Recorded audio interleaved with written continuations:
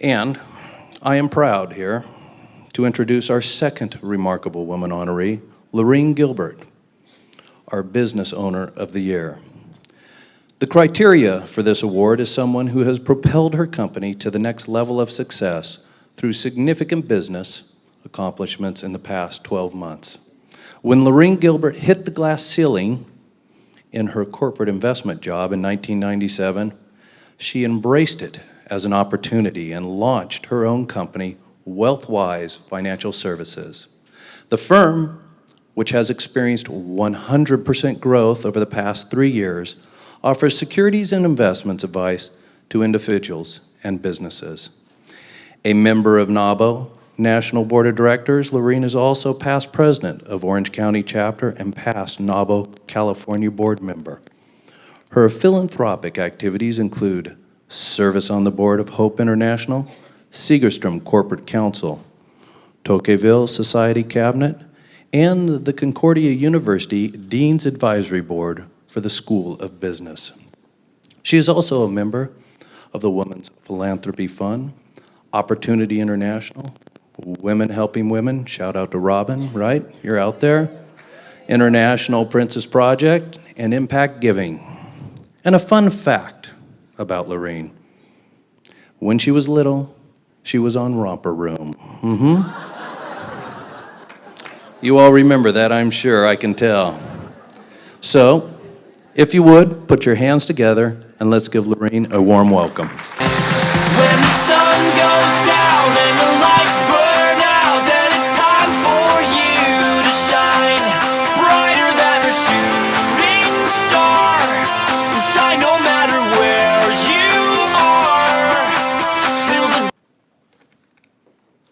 Thank you, Henry. And thank you to NAWBO Orange County for giving me this award.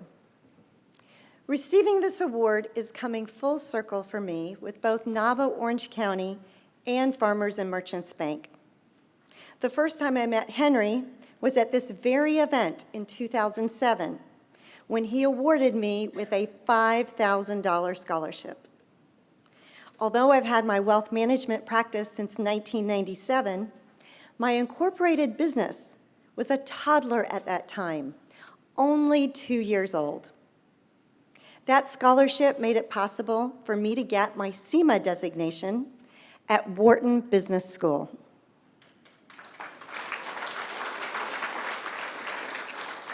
CIMA stands for Certified Investment Management Analyst. The CIMA is one of the most difficult designations to earn in my industry. Only about 2% of advisors in the United States hold this designation.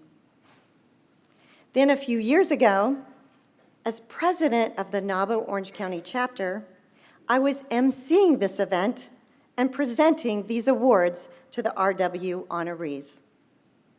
And now, tonight, I'm receiving the Business Owner of the Year Award from NAWBO Orange County, presented by Farmers and Merchants Bank.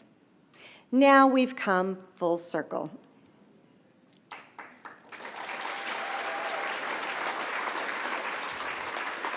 It's great to be here with so many friends in the audience. For those of you who know me, you know that I've spent the past year and a half building my home in Laguna Beach.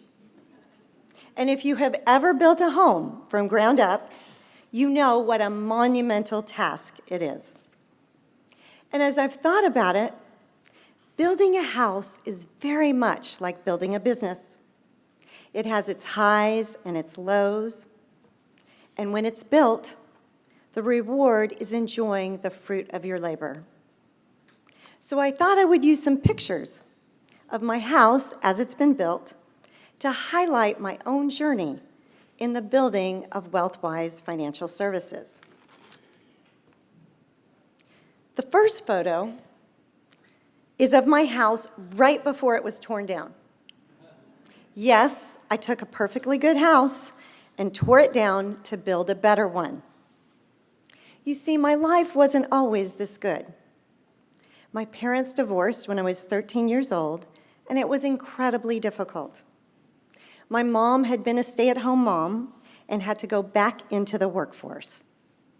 She struggled to keep a roof over our head and food on the table. And my mom is here today, and I want to say thank you, Mom, for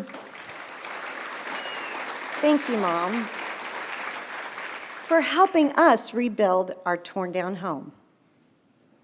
So I came from a house torn down, and that's what's given me the motivation, the why, to help other people, especially women, transform from a house torn down to building a better house. This next picture is an obstacle that I faced, and we all face obstacles.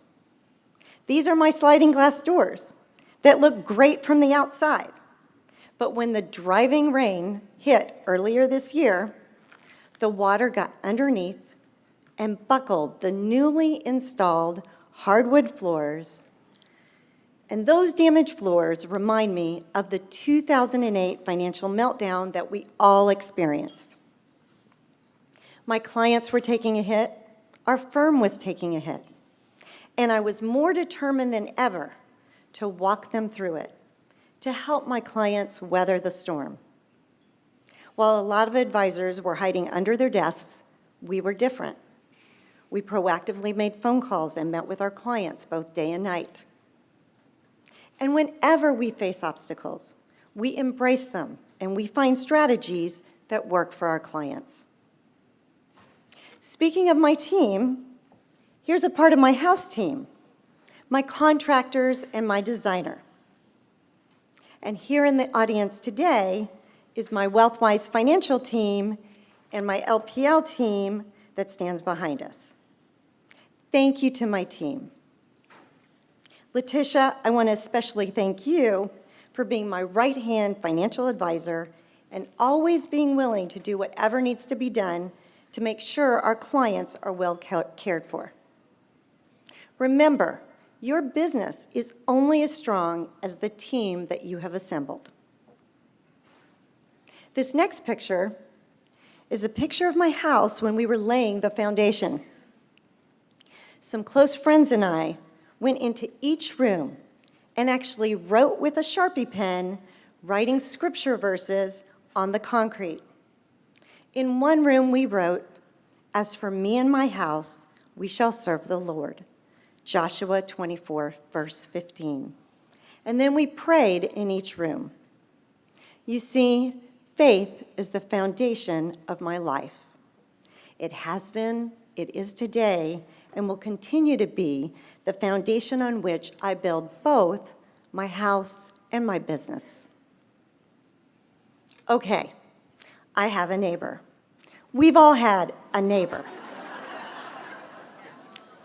In the middle of construction, she put up a 6-foot bamboo mat that's supposed to be a fence, which blocks my ocean view. We all have neighbors, or clients, or competitors, or regulators who put up barriers that get in our way. First, we try to negotiate. I brought her cookies. Cookies my mom had made. Homemade cookies, but nothing worked. So now you know what I'm gonna do? I'm gonna plant luxurious landscaping as beautiful as Rogers Gardens to hide that bamboo mat. Sometimes we have to make the best of a situation when we don't have complete control. So here's my house completed. It looks better than I ever imagined it could. It took a lot longer than I thought and cost me a lot more than I'd planned on spending. Just like my business. It was a hard road. It took a lot of sacrifice along the way and took much longer than I expected. So I want to thank my NAWBO community. I joined NAWBO 10 years ago, and while I came for the networking, I discovered a home.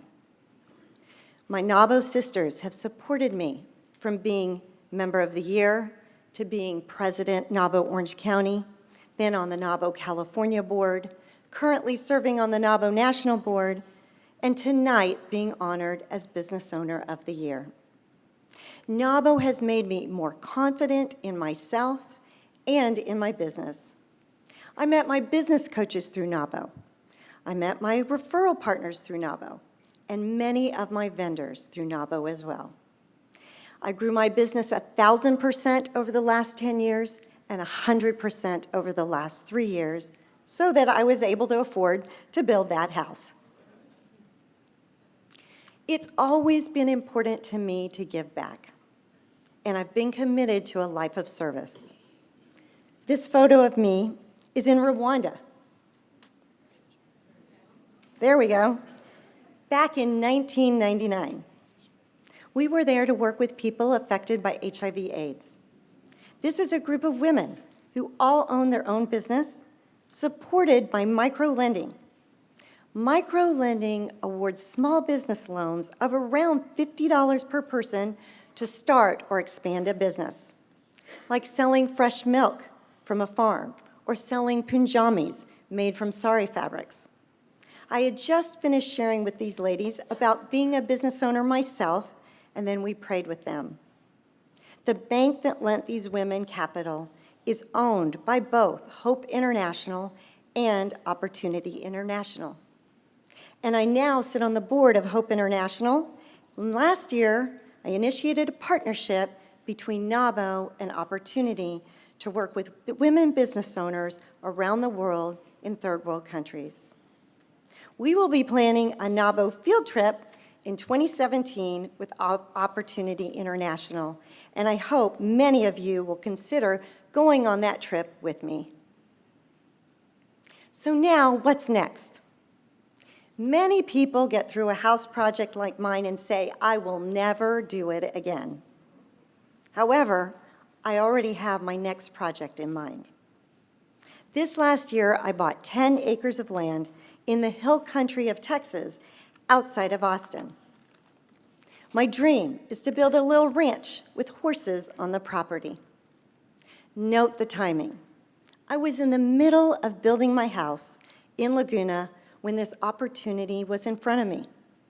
I spent sleepless nights weighing the decision and ultimately pulling the trigger. I'll never forget coming into my CEO group and telling them about this purchase. I thought they would all think I was crazy. No, instead, they were amazed at the fact that I saw an opportunity and acted on it. So seize the opportunity. I find you always have to have a next project, the next dream. Similarly, many business owners would say at this point of growth, I can just coast from here.